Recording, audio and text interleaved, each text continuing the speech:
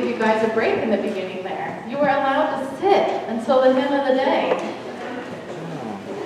And then you all sprung up, like little flowers, eager. So you got your exercise.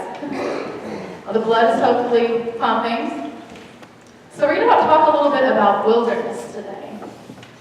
And wilderness is a really key concept for God's people.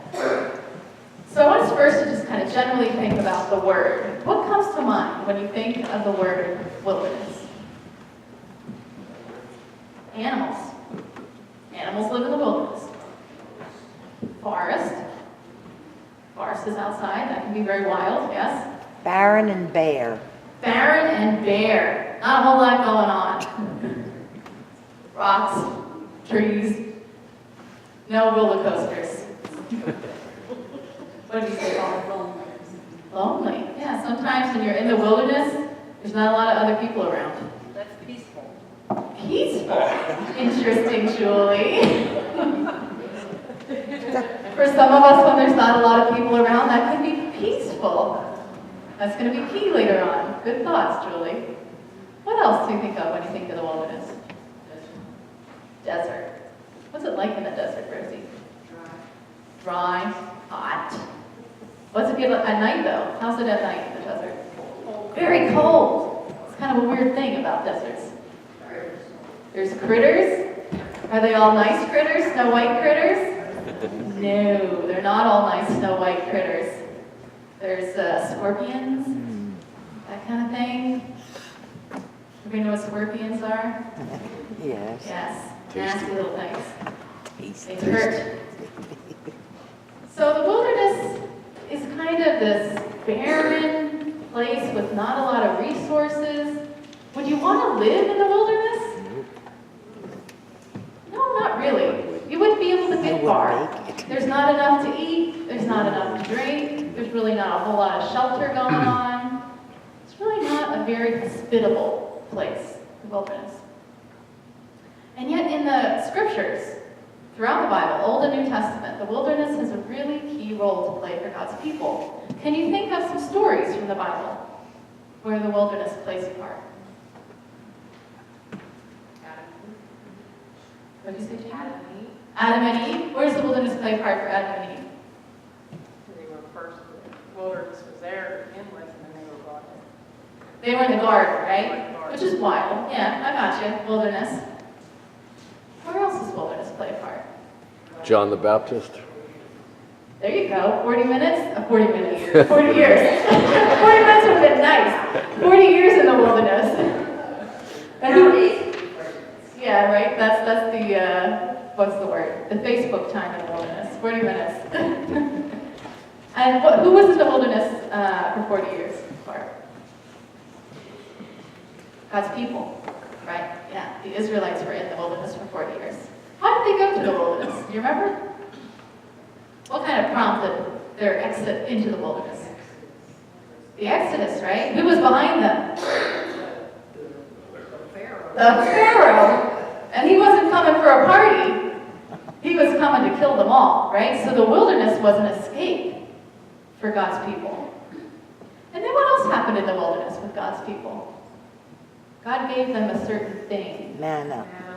Manna, right? God gave them food. Stuff came out of rocks. What was that? Water. So God was providing for them in this place where there wasn't a lot of resources. What else did God give them? The commandments.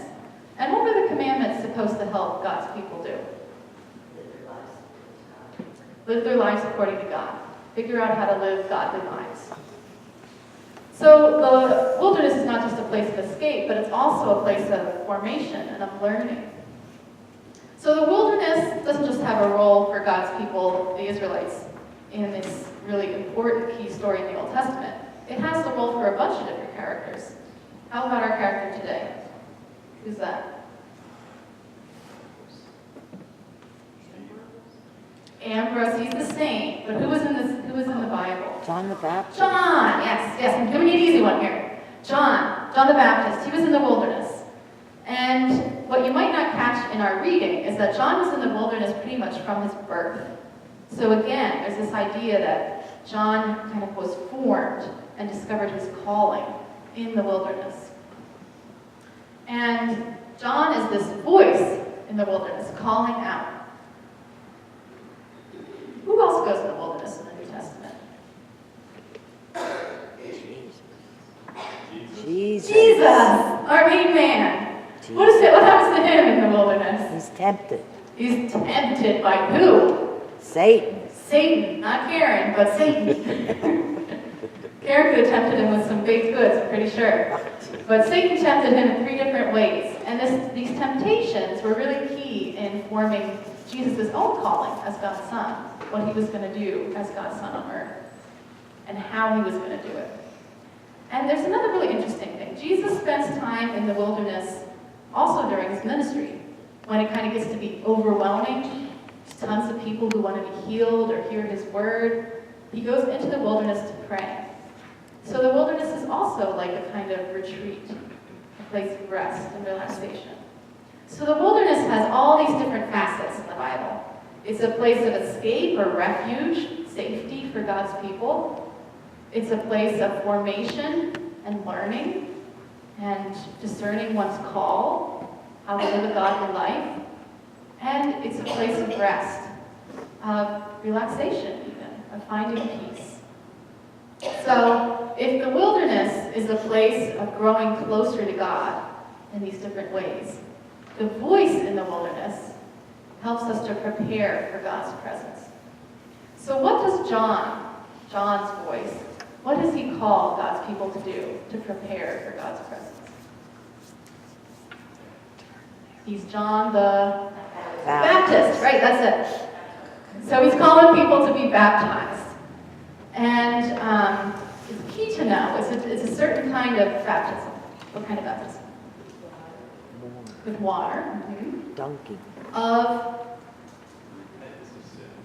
repentance and forgiveness. Way to go, Ron. So repentance and forgiveness. Now it's important to know that baptism that John's talking about is not really the baptism that we practice here as Christians. In John's time, baptism was a way of converting to Judaism. It was a conversion tool. And so by calling God's people, who are already Jewish, to be baptized again, there's this idea that they're reconverting, they're renewing their faith, they're turning back to God. So implicit underneath that is the idea that God's people have somehow turned away from God, that they have not been keeping the faith sufficiently. And if God's people haven't been keeping the faith sufficiently, they haven't been leading holy lives, who do you think would be responsible for that? The leaders, right?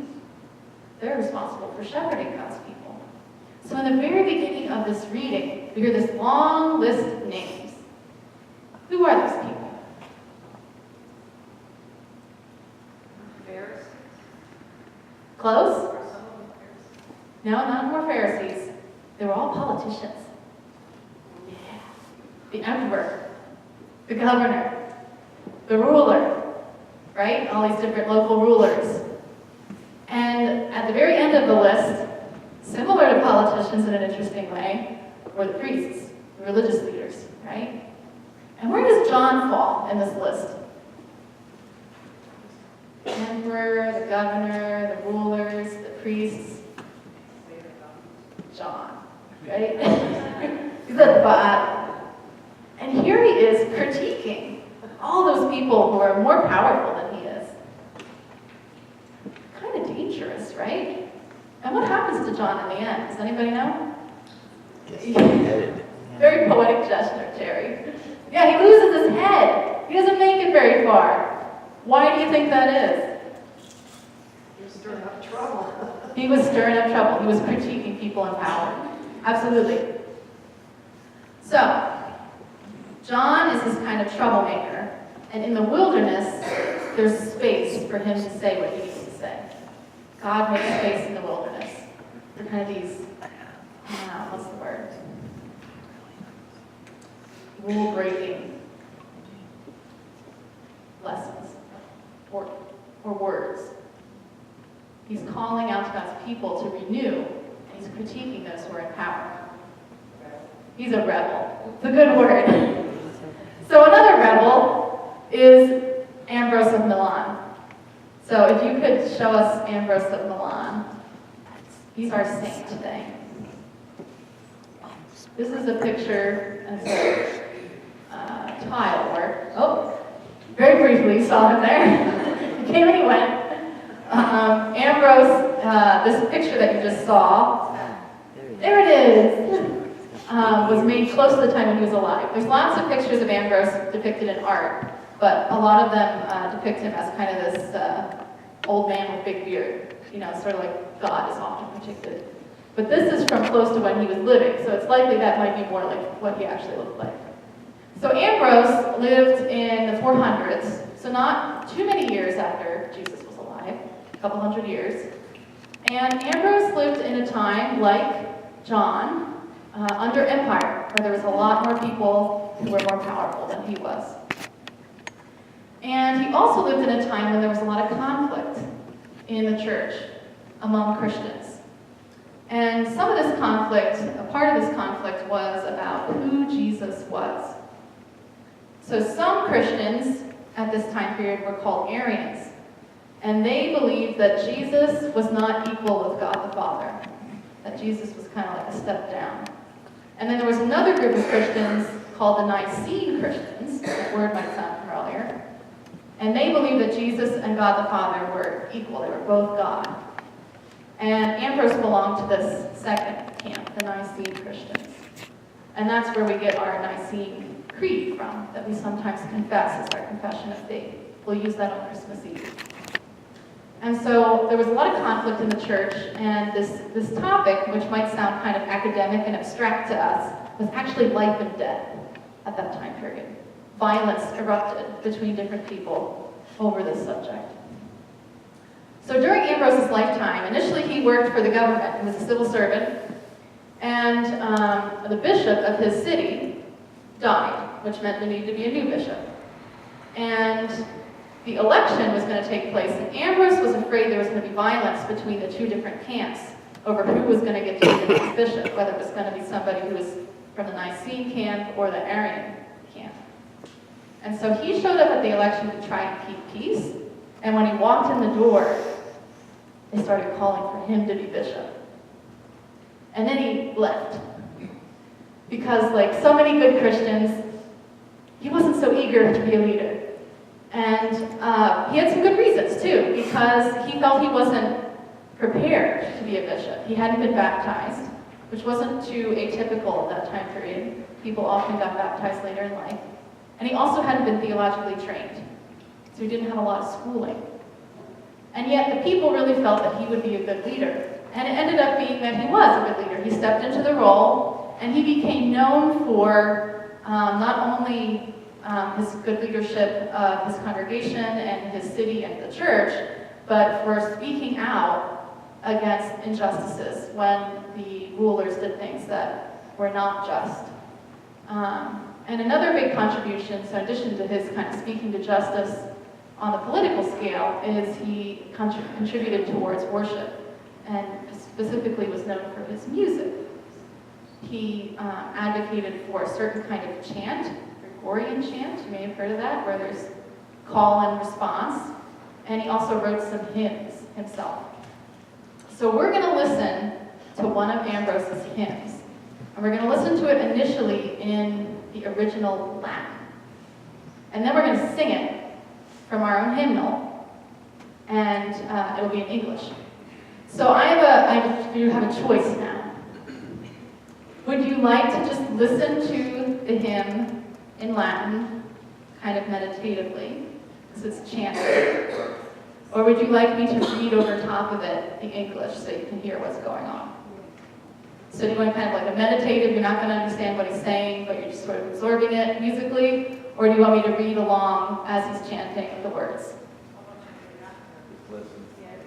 Just listen? I hear more up here. Well, we're going to sing it after, so you'll get the words. Just listen. Okay.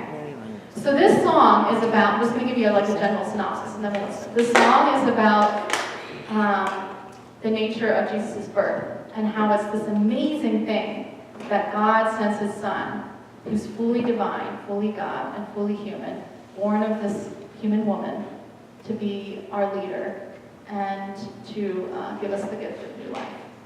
And so this is what the hymn is about. And I invite you, we talked about wilderness. There are different ways you can kind of enter that wilderness set of mindset. And one of them is through music. So I invite you to kind of think of yourself entering a quiet space. Wilderness is often, as we said, barren. Another way to look at that is peaceful.